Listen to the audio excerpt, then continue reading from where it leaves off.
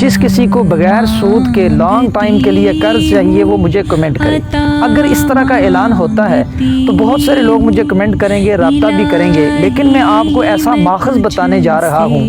ایک ایسا سبب بتانے جا رہا ہوں جس کو اختیار کرنے کے بعد آپ کو کسی بھی طرح کے قرضے کی ضرورت نہیں رہے گی۔ اللہ کا کلام، نبی کا فرمان سچ ہے اور اس دنیا کی سب سے بڑی حقیقت ہے۔ آئیے قرآن پاک کی طرف، سورہ طلاق 28واں پارہ آیت نمبر 2 کا آخری حصہ وَمَن يَتَّقِ اللَّهَ سے شروع کر کے آیت نمبر 3 مکمل جو ہے خود پڑھ لیجئے، کسی بیٹی یا بچے کو یاد کرا لیجئے، روزانہ 100 مرتبہ گھر میں تلاوت ہو، آپ کو قرض کی ضرورت نہیں پڑے گی، اللہ آپ کو مخلوق سے آزاد کر دے گا۔ اگر آپ کو یہ وظیفہ